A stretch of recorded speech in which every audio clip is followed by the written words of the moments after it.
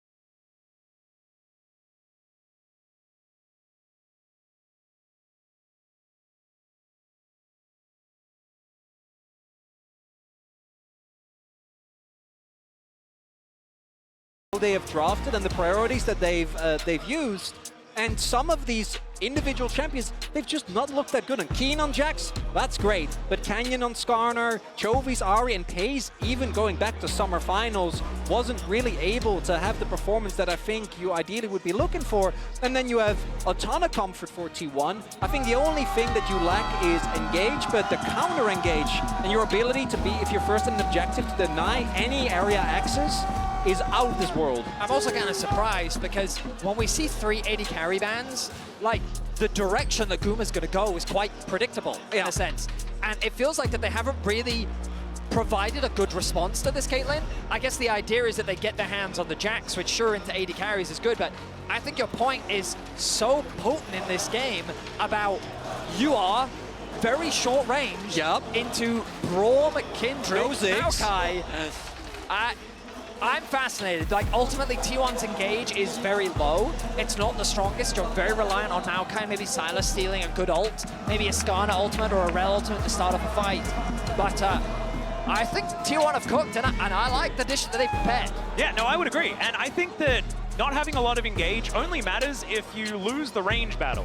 But I think they're doing okay in that regard. That's true. When that sort of is one of the concerns. And when you can throw saplings around to get as much information as possible, I mean, Zeus should be able to just face check anything that he would like later into the game because he is going to be a walking fortress.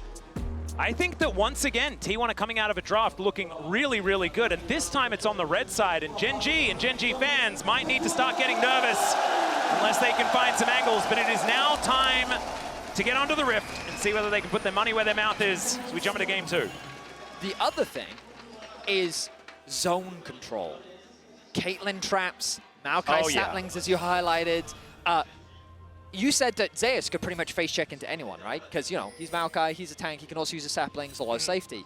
Good luck face checking into Braum Caitlyn. Like, that is a horrifying thing to have to face check into.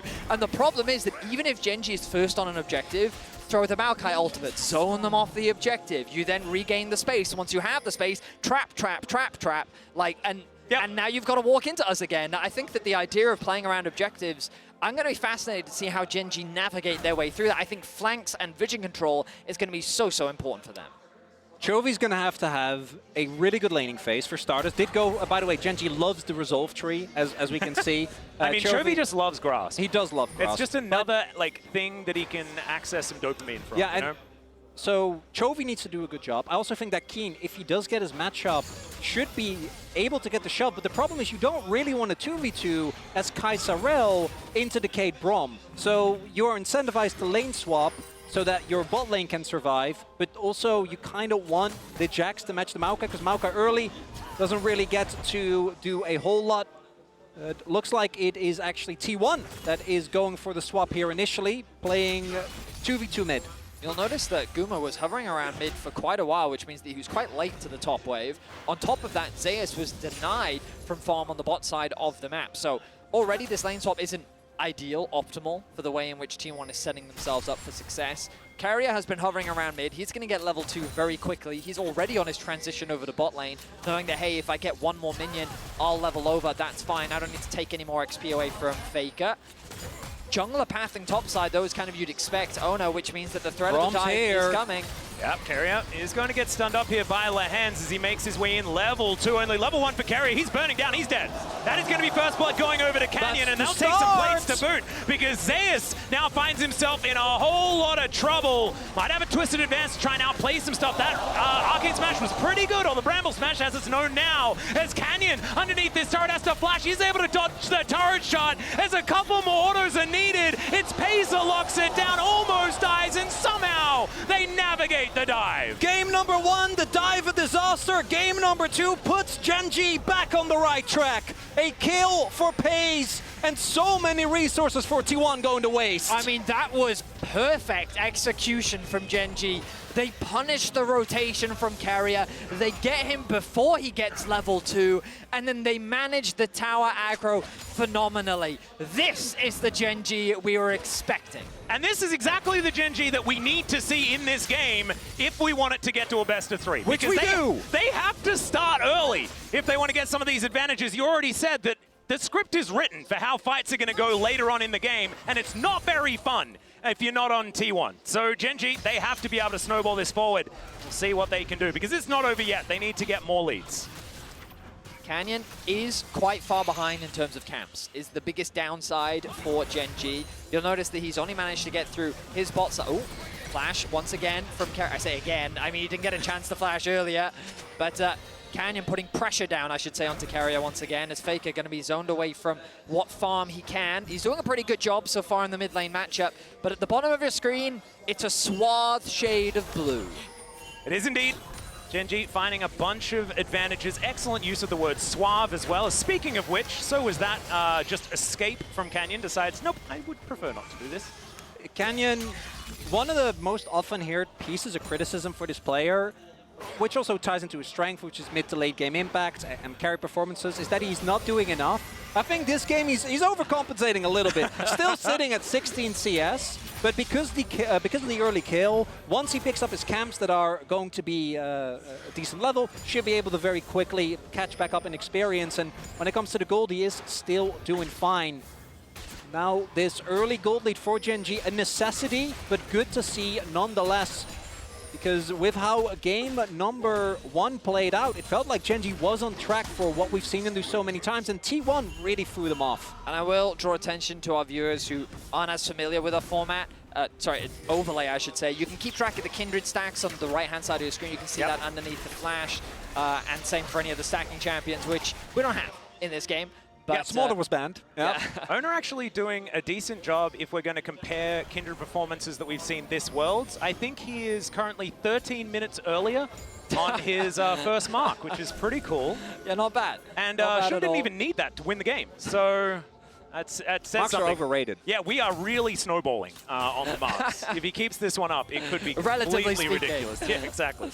Now, Pays has transitioned to the top side of the Rift. Guma's actually been moved over to mid. Zeus does not have the TP available. Faker has TP'd to top. I wonder if T1 is going to try and contest these grubs, but Faker setting up a trap. Yeah.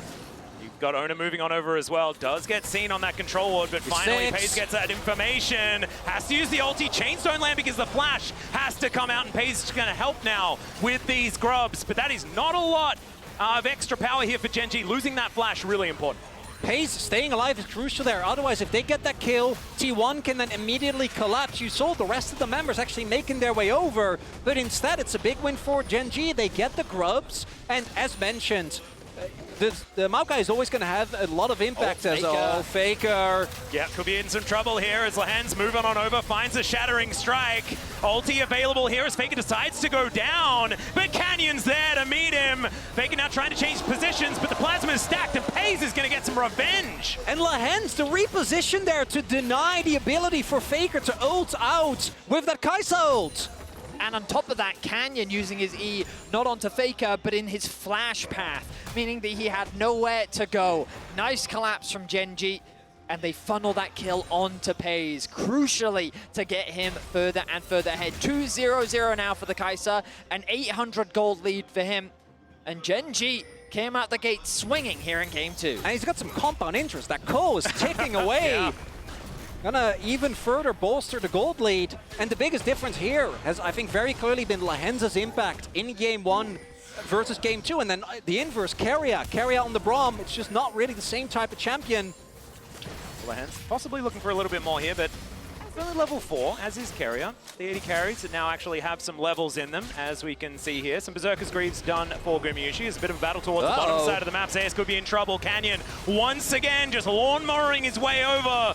Owner going to get caught by the Brambles. Actually not, because of course they're Zeus's. I'm getting confused. Should be a jungler that has that ability. Keen jumping back though. I don't know about that one, but he has the counter-strike. Zeus now looking for an opportunity here, but Keen looks like he's out. Canyon now the one moving forward, but Owner is continuing these autos. The Dance of Arrows can get him in range as they get the Bramble Smash to slow Canyon down. Impale's going to be dodged beautifully. Counter-strike for the stun. Canyon on about 1 health, and Owner cannot dive the turret. Not even close. Canyon holds onto his flash and makes sure that he keeps that summoner available, but what an almost turn from T1. There seemed to be a bit of indecision on the side of Gen.G about whether or not they wanted to commit to the play. But then when they finally decided to, Ono was like, all right, fine, let's take this 2 versus 2, and you saw the power of the Kindred early on in the skirmishes. No kill ends up dropping for either side, and Keen's able to catch this massive top wave as well. In the picture-in-picture, also, we were distracted by what was happening, but Chovy actually forced Faker's flash. I imagine went for an offensive ult play, got that summoner out, and that does mean that T1 for a possible contest on these grubs. Trying to deny the Jack 6 grubs, definitely something that you want to do, but 2 crucial summoners now no longer going to be available. Keen also had to invest his flash, but Canyon still has his. Yep. And one thing I want to draw everyone's attention to is the fact is something that we've spoken about earlier. It's a 2,000 gold lead here for Gen.G. It has to be. The way team fights are going to work later in the game should be able to favor T1 if they don't fall too far behind. Right now, I think that Gen.G are on pace for trying to create a snowball, but they cannot stop. Like, this is about continuing to press this advantage as much as they possibly can. First Dragon certainly going to help out with that. Next one going to be an Infernal. And Gen.G just have to keep their foot on the gas. I mean, I think it's important to realize that kind of on paper, Gen.G's comp is easier to execute because it's just go forward. Yeah. Right? Press go R, in and engage. kill. Yeah, exactly. So T1 in the fights, we talked about all these tools that they have, but execution is key. Patience, kiting backwards, leveraging your range, being able to sort of circumvent your way around all of the engage that Gen.G's going to have. So if they get a lead, it becomes even harder to do that, and it can look even more dominating when Gen.G is just forcing all of these plays. Yeah, the fact that 2 out of the 3 kills are on Pays as well is something that could be worrying because, yes, there's a range advantage for T1, but that reposition from the Killer Instinct can really allow Gen.G, if Pays is really strong in this game, to just clean up any situation where they can get a foothold.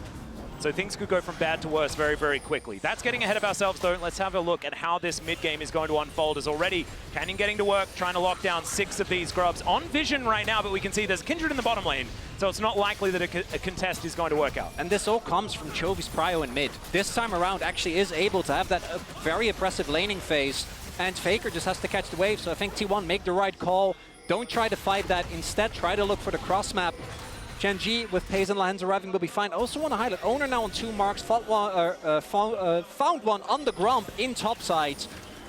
But Owner, who I think was by far the most consistent member of T1 in summer, had a little bit of a dip in playoffs, but then has been exceptional once again. When you think of his best champions, they're champions with really high impact, but not necessarily the carries, right? It's the Vi moments, it's the Rel from last year. You have to cast your mind back a very long way, right? It was when he was making his names on picks like Graves that you really remember him being able to carry from the jungle role. It's not something he's a stranger to. This is maybe something he's a bit rusty on. It's just not something, like it's not about whether or not Owner can do it, but it's about how T1 as a team functions and has over the last couple of years. I will say that when you look at this T1 draft, it definitely isn't typical T1. Like, seeing Zeus play a full-on tank is not something that we often get to see. Yeah.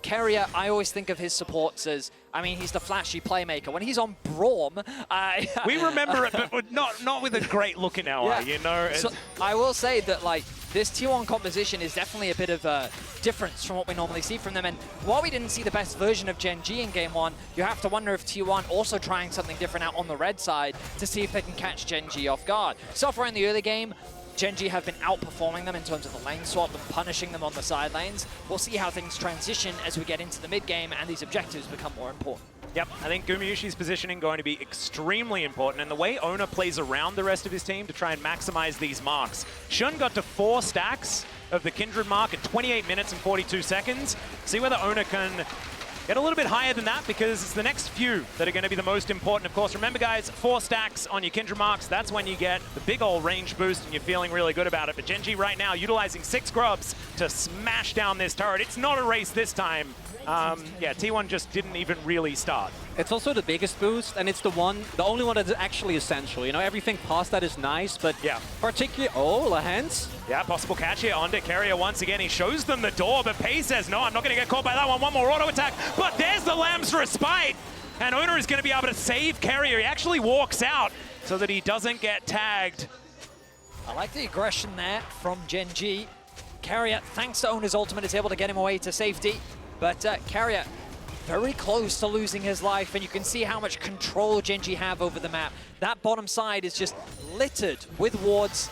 And it just goes to show the way in which they set up the pressure onto bot, they had control over mid, transition that priority, and then they converted it into an easy objective setup. All of the early game objectives have gone the way of Gen.G, and now they return their bot lane to mid, ready for the Rift Herald. Thing that I'm looking at is still just going to be Owner. As this game goes on, you can see he's got a gigantic lead as far as farm is concerned, but it is still Canyon. With these early kills, with the amount of objectives that they've been able to lock down, does have a slight gold advantage, but it is very, very slight. And Owner is a large proponent of where the damage is going to come from in this game from T1. And as that range increases, his lethality will increase as well. Not the stat, just in general. It's an awkward word to use in League of Legends. I apologize, but that's going to be Rift Herald going on over to Gen.G as well. A monopoly on these objectives so far in this game as Kerry is flashing on over. Lehens could be in trouble. Shattering Strike going to hold him in place as Faker wants to be able to get a piece of this. He's not going to get the kill. That's going to go to Owner as T1 do manage to get their first kill of the game. Really nicely done there by T1. So Gen.G started up the Herald as a hold that thought we might have a collapse imminent here. Yeah, you've got Zeus throwing down the Nature's Grasp, looking to try and catch them in place, but Gen.G, they just exit. They just leave. The move to the left. I like the approach. Not too bothered there. Keen will get the turret though. But T1 there identified we can't really fight for the Herald. And Chovy was alone in bot lane. So they read the play. Lehens actually trying to cover for Chovy, but gets caught mid-rotation. It's going to be the Grubs and the Herald going over to Gen.G, but the second Dragon of the game. Oh, okay. He just wanders on in there. He'll flash away, so they at least get that. Faker also taking the outer turret on the bottom side, but that is so big. And now it's Hextech Soul this game. Owner didn't have Smite. And the only way that Canyon knew was because he saw the W from Pays go over the wall. He saw the HP. It didn't get smited, and so he's like, wait, I think there's an angle Something's here. fishy, yeah. And so he just went for it. Beautiful play from Canyon. Great read from him. The Herald gets dropped in mid. And the player that we haven't talked about, but is getting monstrously scary, is Keen in the top lane. He secured a full tower on the top side, uncontested. He's almost got a 1k gold lead. That Trinity Force is on the horizon. And we talked about it in the draft, right? Into double AD carry, even into a Silas. This Jax is not really going to be afraid of anyone on the side lane. The Maokai is just going to do his best to hold him off. Yep, it's going to be about how well T1 just holds Keen at bay and tries to bide their time. But as the game stands right now, it is not looking good because this snowball is a-rolling. Gen.G are capitalizing, but it's only 2.5k, something like that as far as the gold lead is concerned. 6 Grubs and 2 Dragons are what they get for it, though, which is still very, very valuable, especially with the Soul being this Hextech.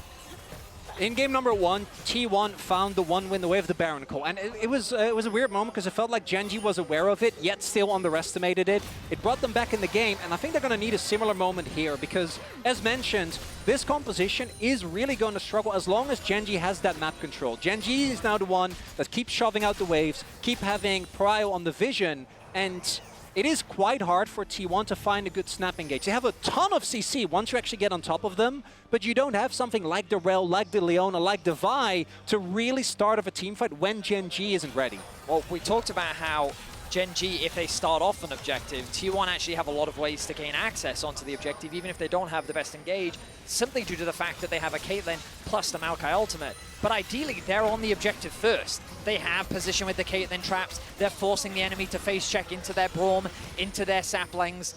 But T1 are never being given that opportunity, thanks to how well Gen.G is snowballing this early game. They have a 3k gold lead. They're playing around their side lanes incredibly well. They've got a 4-1 setup right now. Faker's in top lane catching another wave. And Gen.G are just very methodically suffocating T1 out of the map. Yep, pulling them around, as you can see, moving over towards his inner turret in the mid lane. Ace in the hole does go down, fair bit of damage onto Lehens. Decent knock up there, but Carrier had to invest the ultimate just to get them away from this turret. It's just Gen.G trading up at this point in the game. The turret stands though. Main thing for T1 is to not lose too much of that map control. You see them still moving around as a 5-man unit, maybe looking for some stragglers. Looking at the item finishes though, because of the gold leads afforded to Gen.G. Pays already on 2 items, and let's not forget this Kai'Sa. It's only going to get worse from free items onwards. When you get your revolves, when you're able to be a threat both as a poke champion as well as when you dive into the backline. As you mentioned, Fetty, I actually think there's a small window where the Maokai is like tanky enough to kind of deal with the Jax. Sure. But once Triforce is done, it gets a whole lot harder. And in a team fight, he'll be able to, but in the side lane, getting to match is going to be very, very hard. And we need to talk about our Mercedes-Benz features matchup. You mentioned it already on the Pays side, but Gumayusi is about to hit that trough. This is where he's going to have to dig deep and make sure he continues on that streak of his, because Infinity Edge is necessary. That 2-item spike, it feels better than it used to, but definitely wants 3 items, 4 items, needs armor penetration, Infinity Edge, and then he feels a whole lot better. It doesn't get better all that soon here for T1 in this game. What you see though, T1 have been in this position before. They're trying to look for these small catches inside, as Zeus could be in big trouble here. Yeah, it does have a sapling in position, actually a bit lazy. Has done enough damage. Yeah, not going to actually spot him. So yeah, Canyon versus Zeus would take a while, to say the least. So right now, Tier 1, I wonder if they even feel strong enough to contest the next Dragon. They're setting up on the top side of the map. Vision is spotting them out completely. His owner is walking over wards right now, going to clear those out. Chovy respects the fact that he is on the weak side of the map as Lehens makes his way up towards the top side. Keen continues to push in the bot wave. It looks like he's heading towards a Starak second, which to me, that's kind of the break point for Jax when he's got the Trinity Force and the Staraks. He just becomes this really difficult to kill bruiser. Yep, and I was actually going to say, if this was the Infinity Edge back for Gumayusi, then maybe there's an opportunity somewhere. He's not quite there, sitting on the pickaxe and the BF sword as the Baron is about to spawn. 10 seconds until that Dragon. Is good sidestep there from Lehens. It was just going to be some support combat. This is Gen.G dealing with the fallout and trauma of last game. Look at the amount of vision control set up as they are heading towards this for a Dragon. This time around, no opportunity, and T1's Baron damage is so much worse. Last time, they had an incredibly quick Baron. This time, that's not really going to be the case.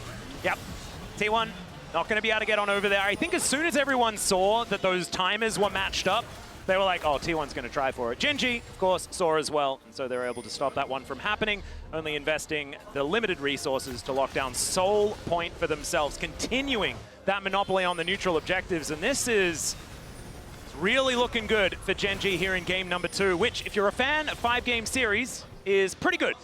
It's, I mean, if you're ever interested in getting into super high-level league, both of these teams showcase through game 1 and game 2 how important the early game can be and how effectively you can snowball from that point depending on the strengths of your champions, because both teams have throughout this series demonstrated an effective way of how to play through that strength and snowball effectively. It's been a beauty to watch. It is a low kill game, but the map control, the decisions that Gen.G have made, the tactical decisions and the execution has been near flawless, and it's resulted in a 3K gold lead 20 minutes in. Many have credited one of Gen.G's current coaching staff for being one of the original reasons why Vision in League of Legends got changed for exactly these type of games. And if you think the map is lit up now, go back, watch some old VODs. I mean, Europe is very fond of when they nerf that, okay?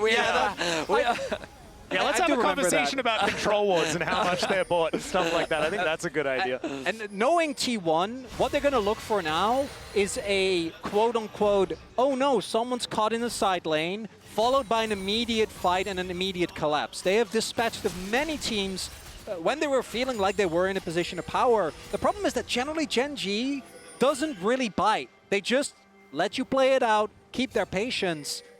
It's the way they love to play, particularly when they are looking great on their carries, like in this game. Crucially, T1's waiting for those spikes, and I believe Guma's about 200, about 100 gold off, so he needs another wave. He's waiting for that wave to be pushed in.